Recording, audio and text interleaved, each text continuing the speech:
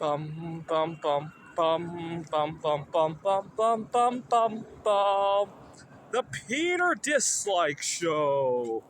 Bum bum bum bum bum bum bum.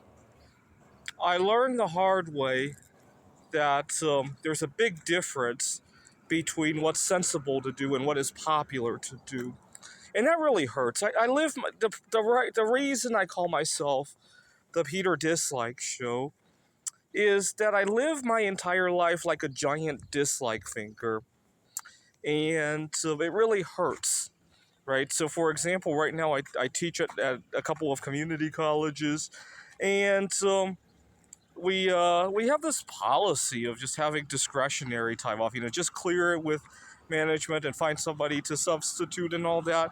The reality is that because my lifestyle was so much different, uh, the odds of me finding the right moment to ask for any sort of time off is pretty much nil, right? So, for example, what would I like to take time off to do? Well, I guess I did take a couple days off to go see a solar eclipse, and I took one day off this semester to go to a social event, and that's it, right? I certainly, one of my colleagues took 2 weeks to travel to, I think, family in Mexico, and another colleague took time off to attend some kind of a field trip for their kids. But people beat to that, right? Um, and so that's what I meant by Peter Dislike. I recently got into, right now as I speak, I have good rapport with some of my students, and so I share with the Peter Dislike Show my offering of a reward for somebody to set me up on a date. And lately, that reward thing has been a source of rumor. I don't mind it anymore because I much rather share my philosophy than worry about gossip and all that. And besides, everybody knows that I'm the best teacher that they ever had anyway. I got a 5 out of 5 review. Now, here's the thing. Yes, I did give that friend of mine from church a kilogram of silver, actually more than a kilogram bar, and then a few small silver pieces. You guys saw that. And a bunch of bismuth Buddhas, and even a few that I didn't show on the camera. But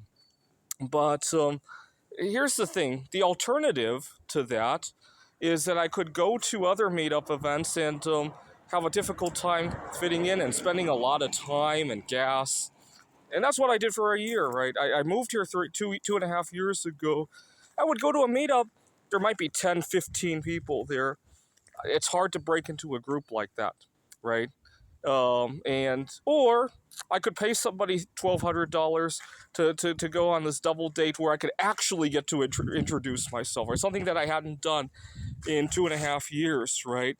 Well, what do you think is a more sensible thing to do, right? It doesn't take long before I've spent so much time and gas that it's a lot cheaper to just pay, right? And guess what? I got to go on more dates with the girl, and it's still ongoing, obviously, right? And also, there's another thing.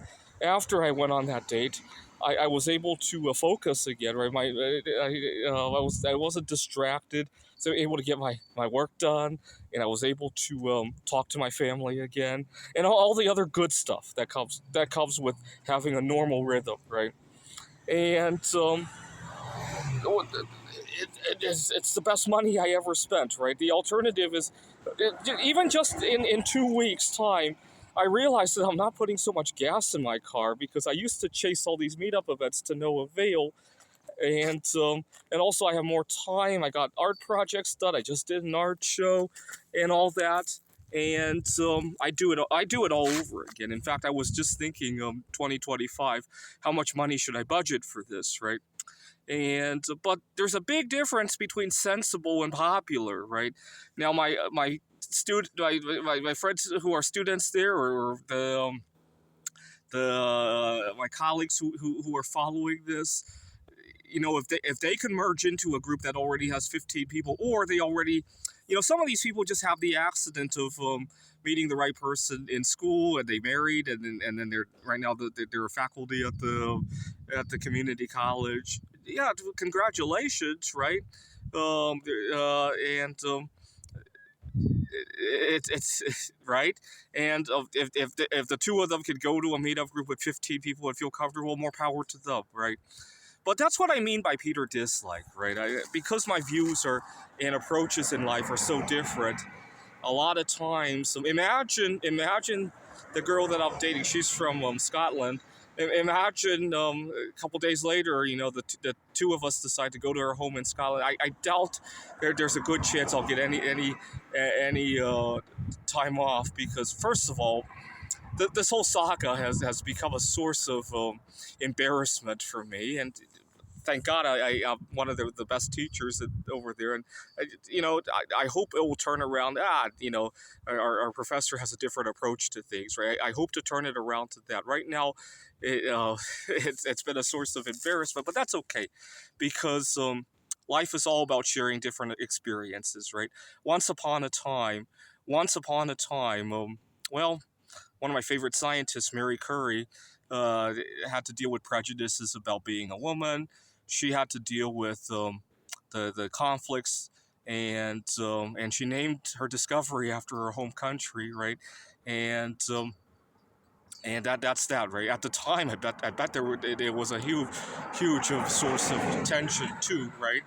And 100 years later, we hardly think about that. We just know that we have great space missions because of her discovery to power the equipment on board, and all the rest, right? And we have watches that glow in the dark, and we don't use her discovery for that anymore, but the concept is still there, right?